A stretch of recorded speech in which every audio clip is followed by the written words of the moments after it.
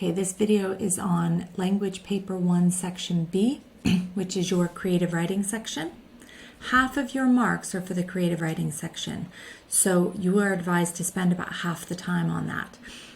Actually, you could get away with spending less than half of the time. If you have 105 minutes, 1 hour and 45 minutes for this exam, I recommend that students make sure they are working on Section B when they have 50 minutes left. It's really important to keep track of your timings in the exam because it will help keep you confident that you know where you're at and where you're going. So even if you have to finish a question without doing everything, fine. It's better to do that and move on than finish that question and run out of time. So you need to have at least 50 minutes when you get to this question.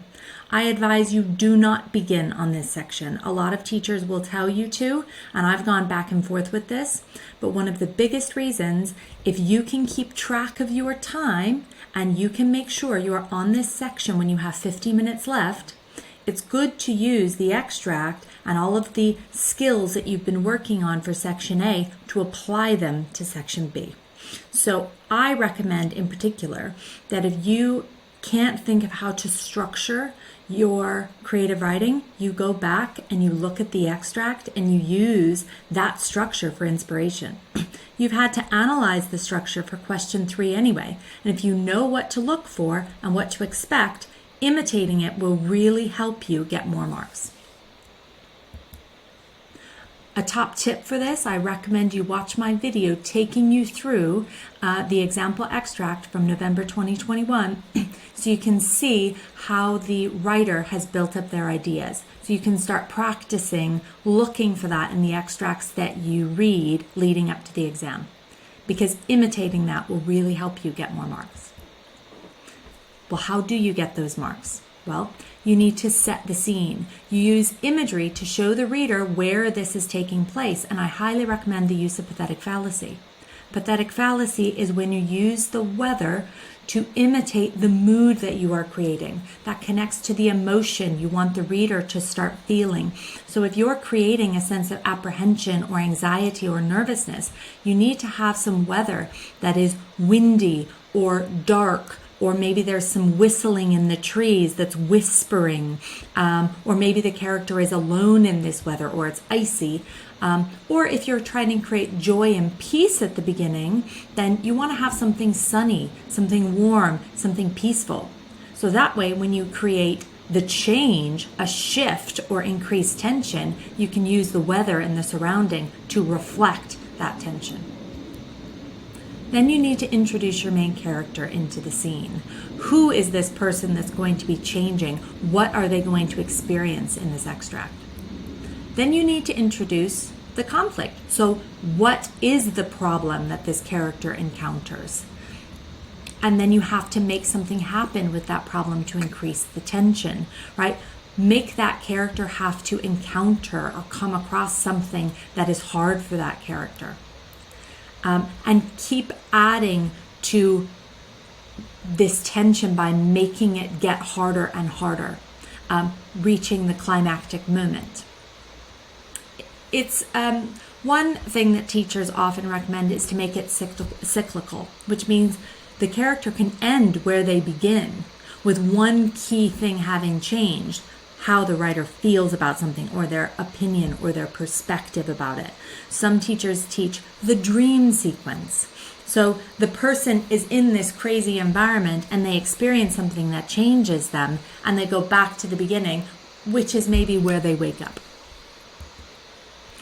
You get marks for your use of vocabulary and your sentence structure, and I'll talk more about this. And as I've already said, use a memory sequence or a dream sequence.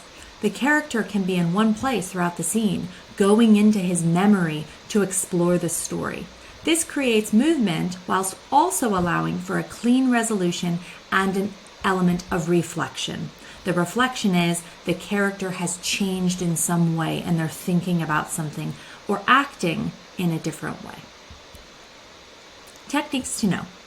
You need to know your imagery. You need this for both elements of the paper because you're going to analyze it in question 2 and you're going to create it in question 5. Your sensory detail. Where is there a sense of touch Or where is there a color, which is the sense of sight, right? Sensory detail is meant to help us picture the scene. How can you analyze it and how can you create it? Metaphor. This creates imagery. It's a very powerful tool that all of the extracts for your exams have always included, and it's usually to answer question 2. The use of repetition, the use of pathetic fallacy, which I've already explained, and the use of sophisticated vocabulary. Even 5 words that you've memorized and you're prepared to use can make a difference between an entire band. So I recommend having 10 in your arsenal, 10 in your toolbox to use and bring to the exam. So my suggestion is to imitate the structure of the extract in your own efforts. How does the extract open? What techniques does the writer use? Where does the extract shift or change and why? How does the writer build this tension, making us want to read more and making us feel fear for the character? How does the main character change in his or her emotions? How does the writer portray this? How can you imitate the structure in your own writing attempts? So I've included a scaffolded writing structure to help you with this, using the November 2021 extract as a model in your efforts. What you are marked on.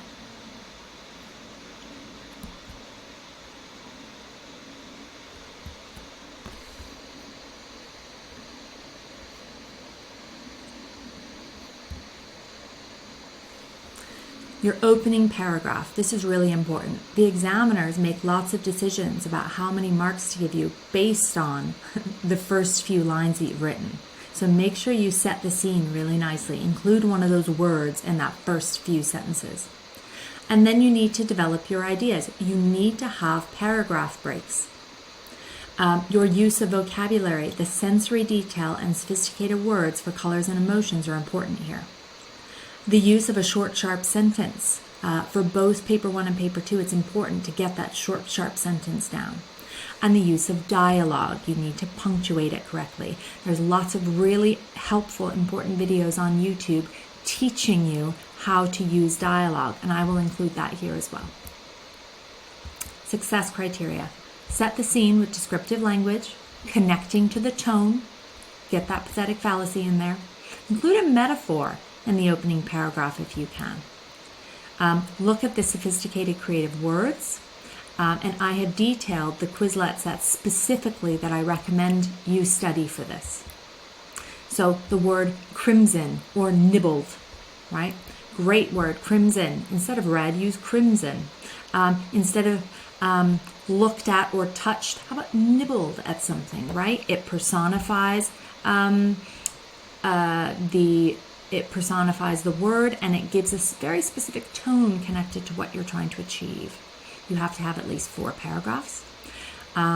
Include a short, sharp sentence, 1 sentence paragraph highlighting a shift or a change. So for example, no, or boom, which is also onomatopoeia, of course, or he looked up. She stared, right? Get a 1 sentence paragraph in there. And then ensure something happens that creates a shift in the weather or a shift in the perspective of the character. You have to make the character change in some small way. And end with more imagery connected to the tone. Now, a really important subpoint. For the creative writing section, you will get 2 options, right? You will be able to write a description based on a picture, or write a story based on something very loose, like the first time you went to a party, right? It can be made up. But most importantly, if you choose to do a description, which is totally fine, you will not achieve top marks if you don't have a story element connected to it. Even if you do a description, there has to be a sense of story in there. And I find that task to be a little bit misleading because it doesn't tell you that in the task. But as an examiner, I know, because when I went to training and when I marked the papers, students can get into band 2 or 3, they can pass with just a description. But if you don't make it connect to a tone, and some sort of shift or change, then you won't get good marks.